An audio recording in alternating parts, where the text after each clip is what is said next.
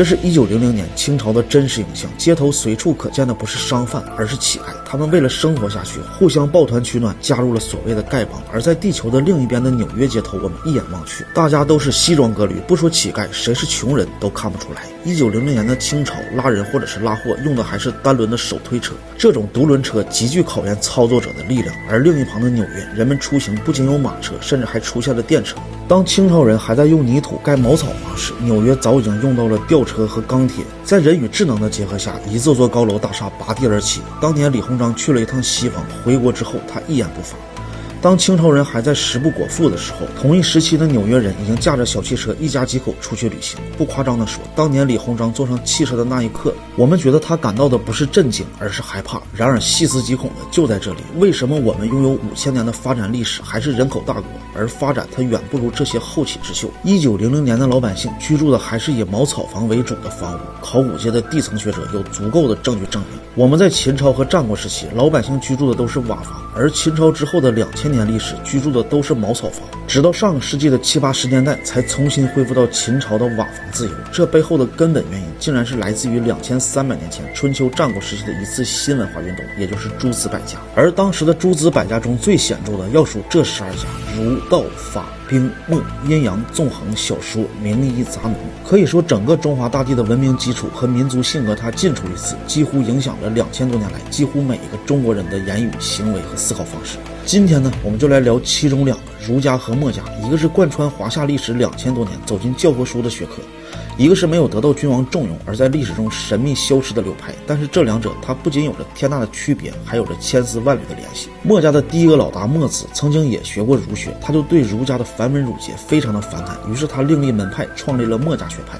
墨家学派在鼎盛之时，几百人就能左右一个国家命运走向，掌握着不属于那个时代的黑科技和最先进的机关术。他们一声令下，不惧生死，有着超强的信念感，并且他们提出的思想基本都是反对孔子、反对儒家对立的存在。秦国在积贫积弱的状态，秦献公和墨家合作10几年就发展了到最强的国，随后就一统天下。而我们细看墨家文化，就连今天都能找到资本的影子，也能找到国富论的因素，可以说至今也是世界两大核心阵营的主流学术。但是儒学却完全不同，儒家思想护卫皇权存在，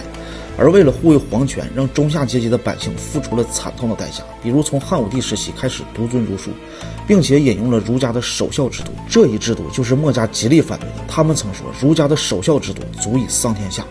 因为这个主张它就是反人性的，提倡父母死后要守孝3年，同性长辈死要守孝1年，异性长辈死要守半年，并且在守孝期间内是不允许参加任何的劳动和生产。当时一个人一辈子大概需要守孝10年左右。我们知道古人的寿命平均也就是30、40岁，这个制度不仅荒废生产，还让当时的劳动和创新完全磨灭。如果不守孝，或者在守孝期间内参加劳动，这就不算是孝子，竟然还会遭受到所有人的唾弃。而墨子对儒家的守孝制度可以说是痛恨不已，说简直就是愚蠢至极。所以墨家文化中，墨子主张的是节葬，强本节用，谋发展，提倡生前尽孝，死后节葬，把劳动和生产永远要放在第一位，提倡人定胜天，这就是儒墨两家的差距。而了解历史的人都知道啊，在汉朝之前的2000多年历史，商朝、周朝、春秋战国、秦朝，没有哪个草原民族敢欺负我们。最后的战国七雄随便拿出一个都能吊打匈奴。而在汉朝之后的2000年，草原民族可谓是异常的凶猛，最典型的就是五胡乱华，匈奴、鲜卑、羯敌羌纷纷杀入中原，汉族几乎被捕。而为什么我们之前就能打得过草原民族，之后就不行了？因为儒家笼罩的社会，守孝制度和仁义道德这种阴霾，它导致老百姓荒废生产，连年饥荒，粮食根本不够吃，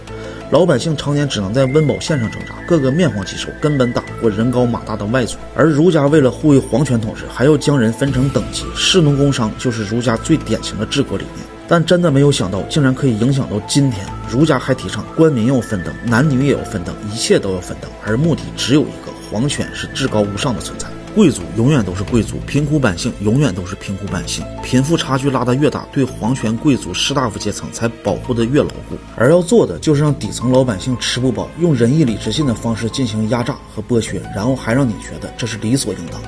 所以儒家分完等级之后啊，又提倡人要信命，贫苦百姓家的孩子一辈子都不要翻身，包括下一代、祖孙三代、世世代代。反之，贵族他永远都是贵族。而墨子提出的完全相反，他提倡人人平等，非命，不仅不要信命，还不要把任何一个人永远都框定在一个身份里，人定胜天。每个人都可以通过后天的努力过上更好的生活。但是真实的历史啊，墨家在秦国统一后不久，在历史中便神秘消失。儒家文化贯穿之后的2000多年历史，而为什么1900年的百姓生活的如此？因为我们的历史存在2000年的不进则退。而为什么近100年发展的却如此迅速？因为国人在近代几番觉醒之后，儒家文化已经不再鼎盛。谭嗣同临死前留下8个字：身念高望，思怀墨子。伟人都站出来说，墨子是要比孔子更伟大的圣人。